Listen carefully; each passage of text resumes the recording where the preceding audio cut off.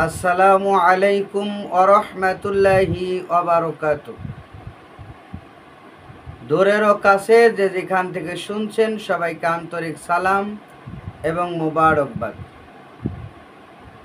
আলহামদুলিল্লাহি রাব্বিল আলামিন ওয়াল আকিবাতু লিল মুত্তাকিন ওয়াসসালাতু ওয়াসসালামু আলা সাইয়্যিদিল আমবিয়াই ওয়াল মুরসালিন।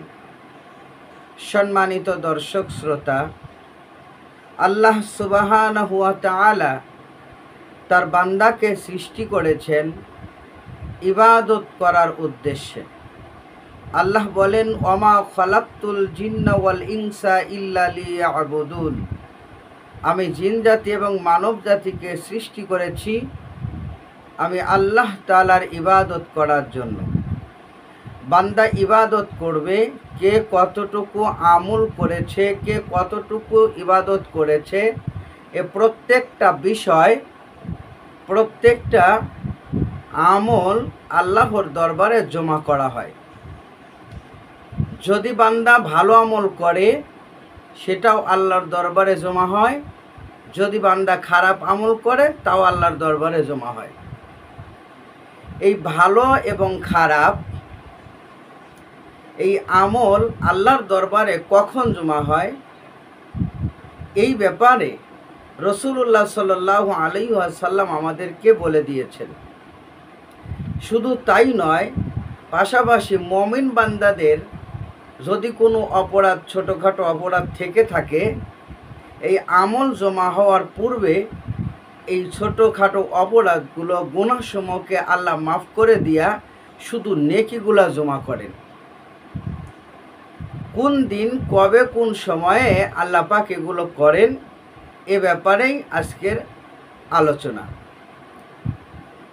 আল্লাহ নবী সাল্লাল্লাহু আলাইহি ওয়াসাল্লামের সাহাবী সবচেয়ে বেশি হাদিস বর্ণনা করেছেন, যিনি নাম হলো আবু হুরায়রা রাদিয়াল্লাহু তাআলা আনহু। এই আবু হুরায়রা রাদিয়াল্লাহু তাআলা আনহু থেকে হাদিসখানা বর্ণনা করা হয়। তিনি বলেন, ক্বালা রাসূলুল্লাহি সাল্লাল্লাহু আলাইহি ওয়াসাল্লাম, রাসূলুল্লাহ সাল্লাল্লাহু আলাইহি ওয়াসাল্লাম ইরশাদ করেছেন, ইউরাদু আমালুন নাসি ফি কুল্লি জুমআতি মাররাতাইনি।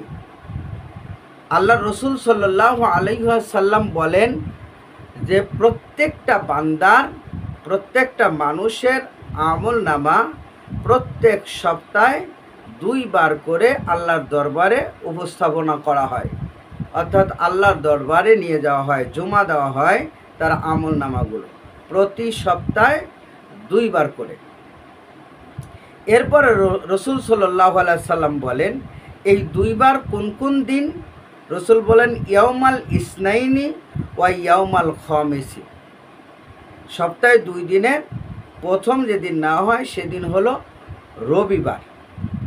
রবিবারের দিন বান্দার আমল নামা আল্লাহর দরবারে তুলে নেওয়া হয়, ইয়াউমুল ইসনাইনি, রবিবারের দিন। এরপরে বলা হয়েছে ইয়াউমুল খামিসি, মানে বৃহস্পতিবারের দিন। প্রত্যেক রবিবার এবং প্রত্যেক বৃহস্পতিবার বান্দার আমল নামা আল্লাহর দরবারে জমা দেওয়া হয়। আল্লাহ রসুল বলেন, শুধু জমাই না, জমা দেওয়ার সময় আরও কিছু কাজ আছে। বলেন, ফায়ুগফারু লিকুল্লি আবদিল মুমিন। ওই জমা দেওয়ার সময় যেই সমস্ত মুমিন বান্দা আছে তাদের অপরাধগুলো আল্লাহ পাক মাফ করে দেন, তাদের অপরাধগুলো আল্লাহ মাফ করে দেন। মুমিন বান্দার সকল গুনাহ আল্লাহ মাফ করে দিয়ে শুধু নেকিগুলো আল্লাহর দরবারে জমা করা হয়।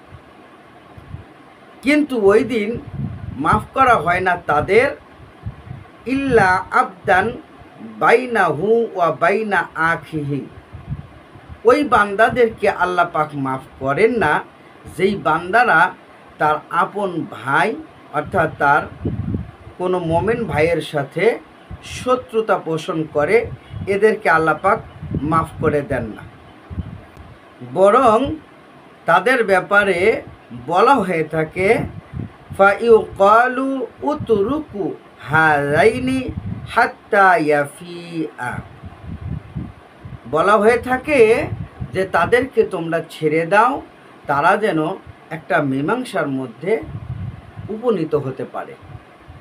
অর্থাৎ এখনও তাদের গুনাহগুলো ক্ষমা করে দেওয়া হচ্ছে না, বরং তাদের গুনাহগুলোকে পেন্ডিংয়ে রাখা হয়েছে, মাফ করা হচ্ছে না, তাদের গুনাহগুলোকে পেন্ডিংয়ে রাখা হলো যে তারা যদি মীমাংসার ভিতরে উপনীত হয় তাহলে তাদের ক্ষমা করা হবে, আর যদি মীমাংসার ভিতরে উপনীত না হয় তাহলে তাদেরকে ক্ষমা করা হবে না।